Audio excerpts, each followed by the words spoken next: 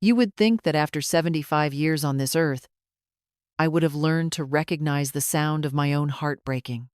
But sitting in David Chen's office that Tuesday afternoon, listening to him explain how my son had tried twice to gain power of attorney over my assets, claiming I was becoming mentally incompetent, I realized I had been confusing the sound of my heart breaking with the sound of it finally waking up.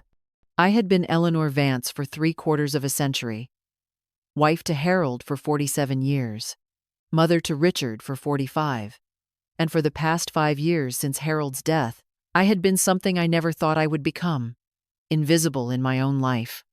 The transformation had been so gradual that I barely noticed it happening. First, Rick stopped asking my opinion about family decisions. Then he stopped visiting unless he needed something. Finally, he stopped pretending that his visits were about anything other than checking on what he clearly saw as his inheritance. David's worried face brought me back to the present. He had been Harold's financial advisor and mine for over 20 years, and I could see the genuine concern in his eyes as he continued explaining Rick's attempts to claim I was no longer capable of managing my own affairs. The irony was not lost on me. Rick seemed to think that being widowed had somehow diminished my intelligence along with my social status. The phone call came that evening, right as I was finishing my solitary dinner of soup and crackers.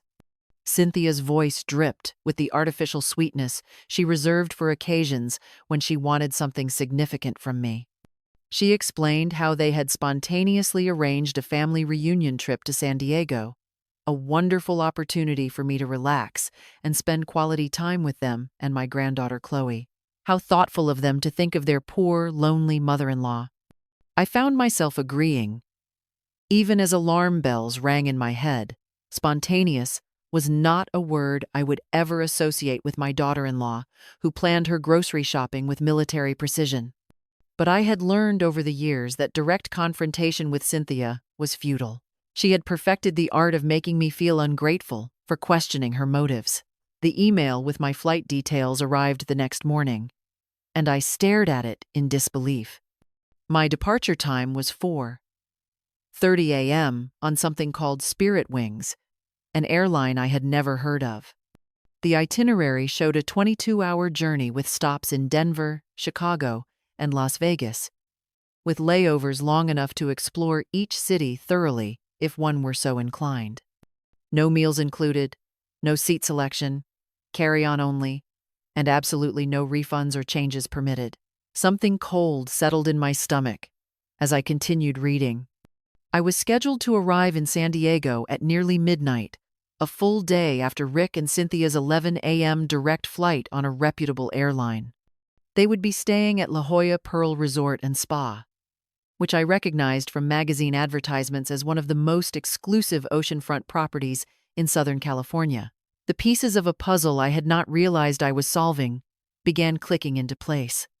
This was not thoughtlessness or even cheapness. This was deliberate. My granddaughter Chloe called that afternoon, her 16-year-old voice filled with confusion. She told me her parents had explained that they could not book us all on the same flight due to some computer system error. But she had seen her mother's email and noticed they had purchased my ticket from the same account, just separately. Why would they do that? She wondered. Chloe's innocent question eliminated any remaining doubt I might have harbored. I felt a chill that had nothing to do with the autumn weather outside my window. For the first time, I was seeing my son's treatment of me for what it really was. Calculated cruelty, designed to wear me down. The next morning, I called Spirit Wings to inquire about my reservation. The cheerful representative confirmed that my ticket had been purchased separately and noted there was a special annotation on my file. Elderly passenger may need additional assistance and time. The humiliation was complete, wrapped in a thin veneer of concern for my well-being. I might have continued to rationalize their behavior, to make excuses and blame myself, if I had not found the voice message that Cynthia had accidentally sent to my email instead of deleting it.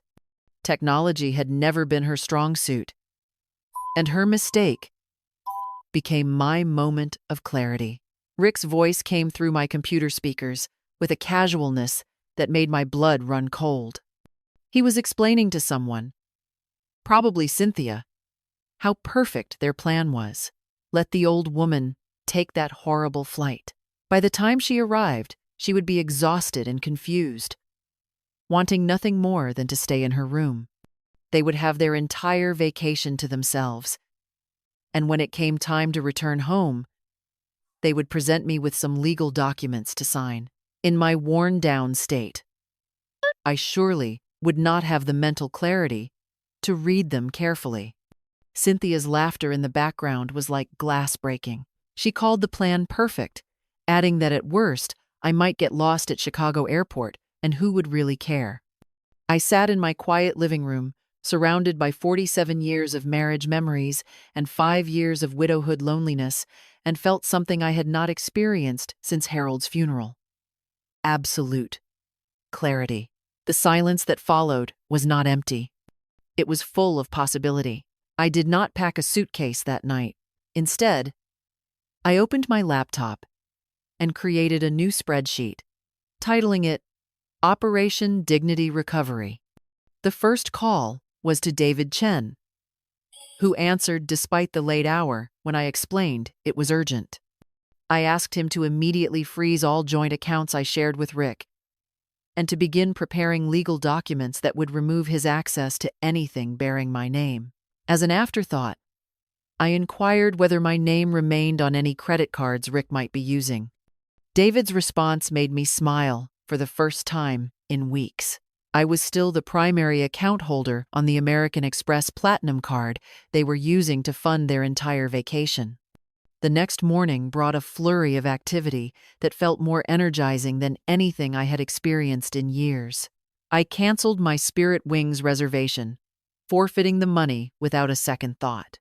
Using my own funds, I booked a first-class seat on the same direct flight Rick and Cynthia would be taking. Seat 1A, I arranged for a luxury car service to pick me up at home and deliver me to the airport through the VIP entrance. From the first-class lounge, sipping a mimosa and feeling more alive than I had in months, I composed an email to Mr. Santiago, the resort manager at La Jolla Pearl. I explained that I was the primary cardholder and would be the main guest for the Vance reservation. I requested an upgrade to the presidential suite and specified that only I should be authorized to check in. Any requests from Richard or Cynthia Vance should be politely declined, as I would be handling all arrangements personally. Mr. Santiago's response was immediate and accommodating. He assured me that everything would be handled exactly as I had requested, and that they looked forward to providing me with an exceptional experience. Boarding the aircraft felt like stepping into a new life. I settled into my first-class seat and watched through the window as Rick and Cynthia hurried past the premium cabin, looking flustered and carrying too much luggage. Cynthia glanced into first class with obvious envy, never imagining that the elegantly dressed woman in 1A was the same mother-in-law she had consigned to travel hell. I heard her complaining to Rick as they searched for their seats in the main cabin. At least his mother was probably stuck in some airport by now, she said with satisfaction. They could finally relax and enjoy themselves. The aircraft's Wi-Fi connected quickly, and I opened the American Express application on my tablet. With 3 simple taps, I froze the platinum card that Rick and Cynthia were depending on for every aspect of their vacation. The card that had been their financial lifeline became an expensive piece of useless plastic in an instant. I then called the various services they had pre-booked using that card: the sunset dinner cruise, the couple's spa treatment, the wine tasting tour, and the reservations at 2 Michelin-starred restaurants. I politely canceled each one, explaining that there had been a change in plans. Finally, I sent Rick a text message that was a masterpiece of understated devastation. Joint accounts have been closed. Credit card has been frozen. Wishing you both a truly memorable vacation. I turned off my phone and settled back to enjoy the remainder of the flight, watching clouds drift past my window and feeling lighter than I had in years. The landing in San Diego was smooth, and I was met by a resort representative holding a sign with my name. Mr. Santiago himself greeted me in the lobby, a distinguished man with kind eyes, who personally escorted me to the presidential suite. The accommodations were breathtaking. A sprawling oceanfront suite with floor-to-ceiling windows, a private balcony overlooking the Pacific, and a welcome basket of gourmet treats with a bottle of champagne chilling in an ice bucket. An hour later, I stood on my balcony with a glass of champagne, watching the scene unfold in the lobby below. Rick and Cynthia had arrived, looking tired and increasingly frustrated as they attempted to check in. I watched Rick present the frozen credit card to the desk clerk once, twice, 3 times, each attempt met with polite but firm rejection. Cynthia's voice carried clearly across the elegant lobby as she demanded to know what was wrong. This was a platinum card, she insisted. They had reserved 2 ocean view suites.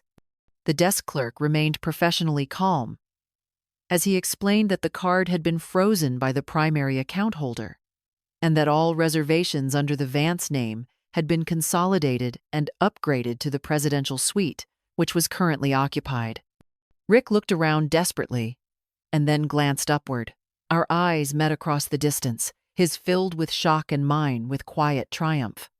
I raised my champagne glass in a small, deliberate toast and watched his face cycle through confusion, realization, and fury. 20 minutes later, there was aggressive knocking on my suite door. I took my time answering, checking my appearance in the mirror and smoothing my dress before opening the door with complete composure. Rick stood in the hallway, his face red with anger, with Cynthia close behind him looking equally outraged. The polite veneer they had maintained for years had completely evaporated. He demanded to know what I thought I was doing, his voice loud enough to echo down the corridor. I stepped aside and gestured for them to enter, closing the door behind them before turning to face my son, with a calmness that seemed to unnerve him further. I told him I was doing exactly what they had taught me to do, taking care of myself. They had wanted a vacation without me, and now they had one. As for signing over power of attorney, the answer was never, under any circumstances. I explained that they had mistaken my patience for stupidity and my love for weakness. They had used my affection as a weapon against me. And that game was now. Cynthia interrupted, her voice shrill as she accused me of being cruel. We were family, she said, as if that word still held meaning after everything they had done. I looked directly at her, this woman who had never shown me an ounce of genuine respect or affection, and spoke with a clarity that surprised even me. Family does not deceive each other, I said. Family does not exploit or scheme to take advantage of each other behind closed doors. She had never been my family.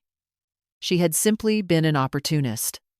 And now, security was on their way to escort them from the premises.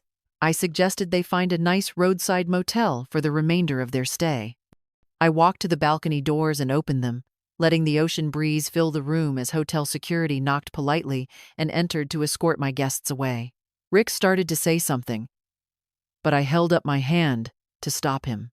I told him that I had spent 5 years shrinking myself to fit into the small space he had created for me in his life. I had apologized for existing, for having needs, for having opinions. I had made myself smaller and smaller, hoping that if I required less, he might love me more. But his love, I now realized, had always been conditional on my compliance and eventual disappearance from his financial picture. I was done disappearing, I said, as security waited patiently. I was 75 years old, not 7, and I was taking my life back. After they left, I stood alone on the balcony, breathing in the salt air and feeling something I had not experienced in years: peace. My phone had been ringing repeatedly, but I had turned it off and placed it in a drawer. Whatever manipulation, threats, or guilt they wanted to heap on me could wait indefinitely. The next 3 days were a revelation. I had breakfast brought to my balcony each morning and spent hours reading books I had bought but never had time to enjoy. I walked on the beach, letting sand get between my toes for the first time in decades. I visited the resort spa and had treatments I could not even pronounce, emerging feeling like a woman I had forgotten existed. On my final evening, Chloe called the resort phone. Having somehow tracked down the number, her voice was small and confused as she asked what had happened. Her parents were furious and saying terrible things about me, but she wanted to hear my side of the story. I told her the truth. Gently, but completely.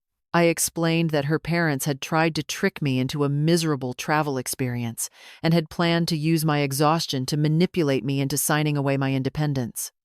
I told her about the voice message and the credit cards and the complete lack of respect they had shown for me as a human being. She was quiet for a long time before asking if I was okay. I looked out at the sunset, painting the ocean in brilliant oranges and pinks, and told her I was better than okay. I was free. I asked if she would like to take a real trip with me, just the two of us. Maybe Paris in the spring, where we could see the museums and eat pastries and talk about books and her dreams for the future. Her excited yes made me smile wider than I had in years. When I returned home a week later, my house felt different. It was still the same place Harold and I had shared for decades, but now it felt like mine alone, rather than a museum to a life that was over. I had decisions to make about my future, and for the first time in 5 years, I was excited about making them. Rick attempted to call several times, but I let them go to voicemail.